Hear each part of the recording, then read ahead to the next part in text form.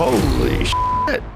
He said what? She knows that in 2027, she wants all eyes on her. She wants the royal family to be at the Invictus Games. And I think that for her, that is crucial because if we think about it, the Sussex's only real tangible value is their proximity to the royal family. So if she can kind of be the star of the Invictus Games in 2 years' time, that gives her another 5 years of press, of deals and money making. So it's all part of a grand plan, I think. The Invictus Games were never meant to be a backdrop for couture. They were forged in grit, sweat, and sacrifice. A stage for warriors who've endured the unthinkable and lived to inspire. Hello, Canada, and bienvenue.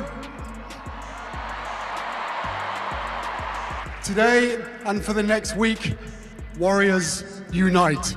But somewhere along the way, the spotlight shifted. Flashbulbs started popping, not for amputee sprinters crossing the finish line, but for Meghan Markle stepping out in designer heels worth more than some veterans' yearly medical allowances. What was once a sanctuary of resilience has morphed into a PR catwalk, where carefully curated outfits get more press than gold medal moments. And veterans, they're not just side-eyeing it anymore, they're furious. Furious at watching sacred ceremonies reduced to Instagram backdrops. Furious at the whispers about private jets, luxury suites, and rooms redecorated for the perfect photo op, while competitors scrape together airfare. Furious that the people who should be elevating them have instead turned the games into a personal brand extension. The grumbling is over. The polite tolerance is gone. Now, veterans are openly demanding that Harry and Meghan be removed before 2027, not quietly, but with a megaphone. And if you think this is just a minor squabble, you're about to see how ugly it can get. Looking at the videos and everything, you couldn't help but notice that the crowd sizes are really, really small. If you look at it like the initial video of Harry doing the closing ceremony in 2014, there was a huge crowd. People were so excited. He got to read off a note from his grandmother. It was just a very, very exciting moment, an exciting event. People were thrilled to be there and so excited. I think the same feeling was felt in 2016 in Orlando, of course, and then you have 2017 in Toronto. In 2014, the Invictus Games burst onto the scene as a raw, unpolished celebration of human endurance, a place where wounded warriors proved that courage didn't end on the battlefield. The public ate it up, headlines praised the vision, and for a while, it looked like something untouchable had been created. But here's the truth they don't put in the glossy highlight reels. Harry didn't single-handedly pull this out of thin air. The Royal Foundation, the same machine behind William and Catherine's massive charity network, poured in money, resources, and political clout to get Invictus off the ground. It wasn't one man's crusade, it was a team effort, and veterans felt they were finally getting the stage they deserved. That stability shattered in 2018 when Meghan Markle entered the picture. What followed was less fairy tale, more soap opera, tension building behind palace walls, whispered accusations of turf wars, and finally, $1 million parting gift from the foundation as Harry walked out. The games survived the split, but something had shifted. The focus that had been squarely on the athletes began to blur. It was subtle at first, but the cracks were there, waiting for the perfect storm to rip them wide open. At first, the change was brushed off as harmless. A few extra photographers, a bit more press around the VIP arrivals, but soon it was impossible to ignore. The Invictus Games are dead, and Harry and Meghan killed them. She is completely stealing the show. Her fashion displays, her PDA with Harry, it's insanely bad. And I have no doubt at this point, it's done. It's gonna die a slow and painful death. The Invictus Games, once a gritty stage for wounded soldiers to show the world what resilience really looked like, started to feel like a traveling red carpet. Meghan's perfectly timed entrances, coordinated with media flashes, began dominating headlines. Instead of newspapers running front-page shots of a double amputee nailing a personal best, they were flooded with breakdowns of Meghan's latest coat, clutch, and casually windswept hair. Every medal ceremony seemed to double as a photo shoot, with stylists and PR handlers hovering within camera range. Veterans, many of whom had scraped together funds just to attend, found themselves reduced to background extras in a Sussex lifestyle production. The message was clear. The games weren't just about them anymore. They were a backdrop for branding. What was once raw and authentic started to feel staged, polished, and painfully curated. The military grit was being smothered under layers of luxury fabric, and the more it happened, the more the resentment brewed. But if veterans thought this was just bad optics, they hadn't yet seen the financial rumors that would light the match. The tension reached a new level when stories about behind-the-scenes indulgence began surfacing, painting a picture that clashed sharply with the game's original mission. Reports claimed Meghan and Harry were traveling in luxury, bypassing commercial flights for private charters, and booking accommodations conversations that sounded more like movie sets than hotel rooms. There were reports that Meghan Markle put the kibosh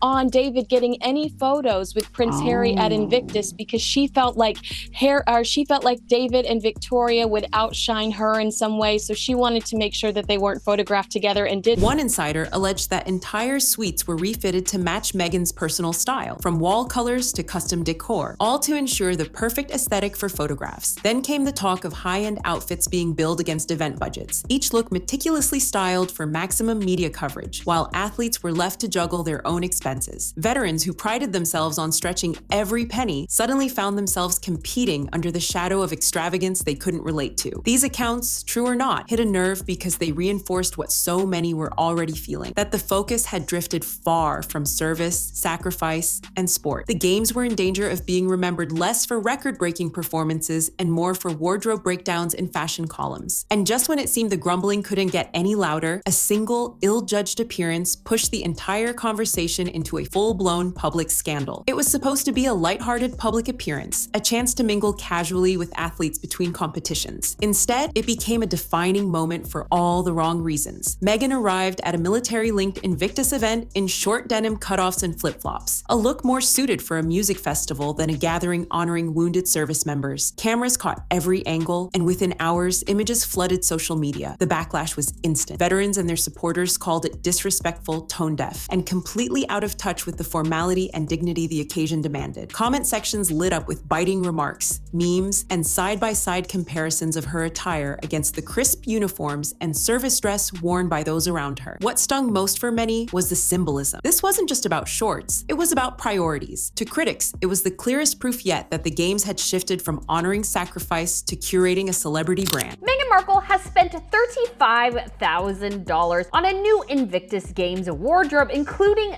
7 jackets. Yes, oh yes, though Meghan is going there apparently only to support Prince Harry as he promotes the Invictus Games, it's clearly also the Meghan Markle fashion show. Meghan Markle's Invictus Games wardrobe left a lot to be desired in so many ways. It seemed like every outfit seemed to go from bad to worse. The event's headlines the next day weren't about athletic achievements or inspiring recoveries, but about Meghan's daring casual look and fashion risk at Invictus. For the veterans who had trained, traveled, and fought to be there, it felt like the final insult. And then one man, a decorated veteran, decided he'd had enough. When one highly respected veteran finally broke their silence, the mood around the Invictus Games changed overnight. Known for speaking plainly and without fear of ruffling feathers, this figure delivered a blistering assessment of what the games had become. They accused Meghan of circling the event like a scavenger, turning the visible scars, prosthetics, and wheelchairs of real warriors into convenient backdrops for glossy PR moments. There was no diplomatic cushioning, no carefully chosen palace-approved wording, just raw frustration spilling into the open. The veteran described ceremonies that should have been sacred, now interrupted by flashing cameras tracking a luxury handbag and tributes overshadowed by the latest couture reveal. This is about them, they insisted, not a runway for someone who's never worn a uniform. Within hours, the comments ricocheted across military forums, veteran Facebook groups, and mainstream headlines. Others in the community began echoing the message, rallying behind a simple, cutting refrain: dignity, not drama; service, not spectacle. The statement hit hard because it came from someone who had lived the hardship and sacrifice Invictus was built to honor. The quiet frustration that had lingered for years was now a rallying cry, and talk of a 2027 boycott was no longer a shadowy rumor. It was gaining traction fast. What started as a few murmurs in private chats was now spreading like wildfire. The possibility of veterans simply walking away from the 2027 Invictus Games altogether. The idea was both shocking and deeply symbolic, a silent protest that would speak louder than any headline. What's Meghan's role in this? Where's she sitting? And a reporter